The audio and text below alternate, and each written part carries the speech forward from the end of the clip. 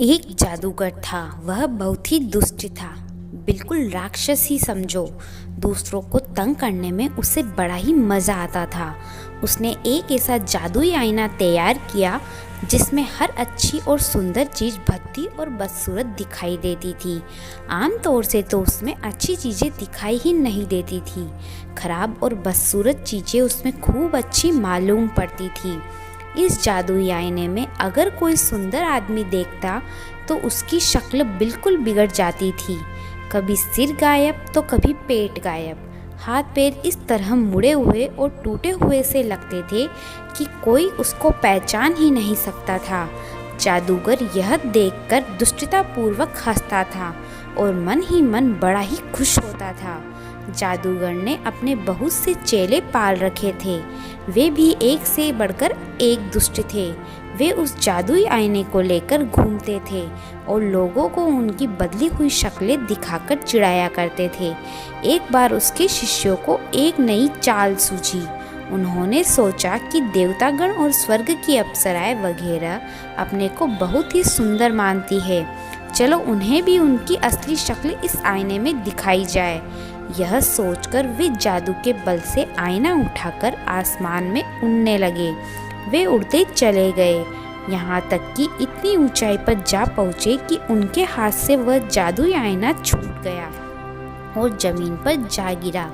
गिरते ही उसके इतने छोटे छोटे टुकड़े हो गए कि वे हवा में उड़ने लगे। संसार के लिए यह और भी बड़ी दुख की बात थी।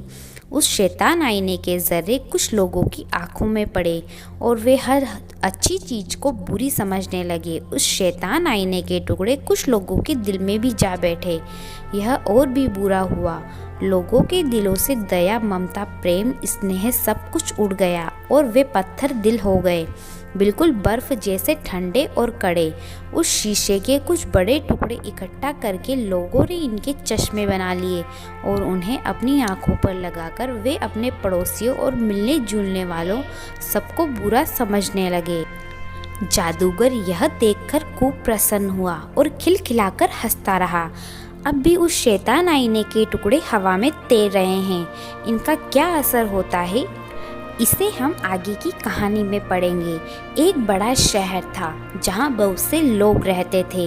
वह इतना घना बसा हुआ था और लोगों के पास इतने छोटे छोटे मकान थे कि वे एक बगीचा तक नहीं लगा सकते थे। ऐसी ही घनी बस्ती में दो छोटे छोटे बच्चे रहते थे, एक लड़का और एक लड़की। दोनों भाई बहन नहीं थे, लेकिन दोनों के भाई बहन जैसा ही प्यार था। उनके घर इतने पास पास थे कि वे अपने घर की खिड़की पार करके दूसरे घर की खिड़की में जा सकते थे। खिड़की के पास लकड़ी के बने बड़े बड़े डिब्बों में उनके घर के लोगों ने कुछ पौधे लगा रखे थे जिनमें गुलाब भी थे। जाड़े के दिनों में दोनों का मिलना जुलना बंद हो जाता, क्योंकि इतनी बर्फ गिरती कि खिड़कियों के शीशों पर भी बर्फ की मोटी तह जम जाती थी। वे एक दूसरे को देख के भी नहीं देख पाते थे। ऐसे मौके पर वे किसी सिक्के को अंगीठी पर खूब गर्म करते और फिर उसे खिड़की के शीशे पर चिपका देते। इससे गर्मी पाकर उतनी जगह की बर्फ गल जाती थी और एक छोटा सा छेद बन जाता था। उसी छेद से दोनों एक दूसरे को देखते थे। लड़के का नाम था गैरी और लड़की का नाम था किट्टी। कभी कभी लड़के की दादी दोनों को कहानियाँ, खासकर बर्फ की रानी की कहानियाँ सुनाती थी। एक दिन शाम को बाहर बर्फ गिर रही थी। लड़का अपने कमरे में ही था। उसने एक छेद से झांककर बाहर देखा। बाहर पौधे के डिब्बे में बर्फ गिर रही थी। अचानक बर्फ के एक गोले पर उसकी नज़र जम गई। उसने देखा कि बर्फ का वह गोला बढ़ते बढ़ते रुई के एक ढेर की तरह हो गया। यही नहीं, थोड़ी देर में लगा कि वहाँ सफ़ेद वस्त्र पहने एक रानी बैठी है जिसने तारों का मुकुट पहन रखा है। लड़का उसे देखता ही रह गया। क्या यही बर्फ की रानी है? अचानक रानी ने उसको अपनी ओर आने का इशारा किया। लड़का डर गया और खिड़की से नीचे उतर आया। अचानक उसने देखा कि एक बड़ी सी सफ़ेद चिड़िया उसकी खिड़की के पास से उड़ गई है और बर्फ की रानी गायब हो गई है। इसके कई दिनों बाद की बात है। लड़का किट्टी के पास बैठा था। दोनों एक किताब के पन्ने उलट रहे थे जिसमें चिड़िया और जंगली जानवरों के चित्र थे। तभी जैसे ही गिरजे की घंटी ने 12 बजाए, लड़का कहने लगा, लगता है मेरी आंखों में कुछ गिर गया है और मेरे सीने में दर्द हो रहा है। किट्टी ने उसकी आंखें देखी लेकिन उसे कुछ नहीं दिखाई दिया। असल में उसकी आंखों में उसी शैतान आईने का कोई बारीक टुकड़ा आ गिरा था। थोड़ी ही देर में वह किट्टी से झगड़ने लगा और बोला, तुम इस तरह रोती क्यों हो और तुम्हारा चेहरा कितना भद्दा मालूम पड़ता है। छी। असल में किट्टी हंस रही थी लेकिन लड़के को सब कुछ उल्टा ही दिखाई दे रहा था। वह फिर से बोला, ये गुलाब के पौधे कितने भद्दे हैं और यह डिब्बा भी सड़ गया है। उसने डिब्बे को ठोकर मार दी और फूल नौच डाले। लड़की चिल्लाई, अरे तुम यह क्या कर रहे हो? लेकिन वह नहीं माना और उसे धक्का देकर भाग गया। उस शैतान आईने के टुकड़े से अब वह बहुत ही शरारती और झगड़ालू हो गया था। वह दादी को मुंह चिढ़ा था, किताबें फाड़ डालता था और पड़ोसियों को तंग करता था। वह किट्टी को भी बहुत बहुत रुलाया करता था क्योंकि उसके दिल में भी शैतानी आईने के टुकड़े चले गए थे। जाड़े के दिनों में एक दिन वह गर्म कपड़े पहनकर और हाथों में दस्ताने पहनकर मोहल्ले के शरारती लड़कों के साथ खेलने निकल गया। वे लोग बर्फ पर फिसलने का खेल खेल रहे थे।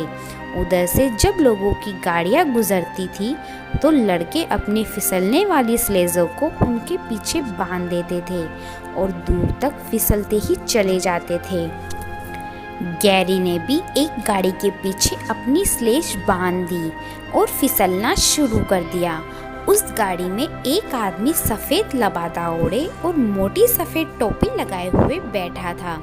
वह आदमी बार बार मुड़कर गैरी को अपने पीछे आने का इशारा करता था और गैरी उस गाड़ी के पीछे पीछे फिसलता ही चला जा रहा था। गाड़ी शहर की सड़कों को पार करती हुई थोड़ी देर में शहर के बाहर ही चली गई। गैरी कुछ घबरा गया। उसने अपनी स्लेज को गाड़ी से छुड़ाने की कोशिश की लेकिन उसकी कोशिश बेकार हो गई। गैरी ने चिल्लाने की कोशिश की लेकिन उसके मुंह से आवाज़ ही नहीं निकली और अगर निकलती भी तो वहाँ उसकी कौन सुनता। बर्फ बहुत ही तेजी से गिर रही थी। इतने में गैरी ने देखा कि गाड़ीवान की टोपी और लबादा गायब हो गए हैं और गाड़ीवान की जगह सफ़ेद वस्त्र पहने एक सुंदर देवी आ बैठी है। गैरी ने फौरन पहचान लिया, यह तो बर्फ की रानी थी। बर्फ की रानी ने गैरी को अपनी गाड़ी में बिठा लिया और उसे अपनी सफ़ेद चादर से ढककर बोली, तुम्हें बहुत जाड़ा लग रहा है ना? लेकिन उसकी चादर में तो और भी ज़्यादा ठंडक थी। बर्फ की रानी ने जब प्यार से उसका माथा चूमा तो उसे लगा जैसे उसका माथा बर्फ से छू गया हो। वह आसमान में उड़ने लगा। गैरी ने सुना बादल रानी के स्वागत में कोई गीत गा रहे थे। अब वे लोग बादलों के भी ऊपर उड़े ही जा रहे थे। बर्फ की रानी उसे बादलों के देश में ले आई थी। उधर किट्टी उसकी याद में बड़ी ही दुखी थी। लड़कों से उसे मालूम हुआ कि किसी गाड़ी के साथ गैरी स्लेज से घिसटता हुआ न मालूम कहाँ चला गया। लड़कों की आंखों में आंसू आ गए और किट्टी तो फूट फूट कर रोने लगी। कुछ दिनों बाद जाड़ा खत्म हो गया। बसंत ऋतु आई। जब बसंत ऋतु की सुहावनी धूप किट्टी की खिड़की में आई तो उसे अपने साथी की बहुत ही याद आई। एक दिन वह अपने लाल जूते पहनकर नदी किनारे जा पहुंची और नदी से पूछने लगी, क्या तुम मेरे भाई को बहा ले गई हो? मैं तुम्हें अपने ये नए नए जूते दे दूंगी, तुम मेरा भाई ला दो। इसके जवाब में नदी की लहरें अजीब तरह से हिलने लगी। किट्टी ने अपने जूते पानी में फेंक दिए, लेकिन लहरें जूतों को बहाकर फिर से नदी किनारे छोड़ गई। किट्टी को लगा कि शायद उसने जूते ज़्यादा दूर नहीं फेंके, इसलिए वे वापस लौट आए हैं। उसने देखा कि पास ही सरपत की झाड़ी के पास एक नाव खड़ी थी।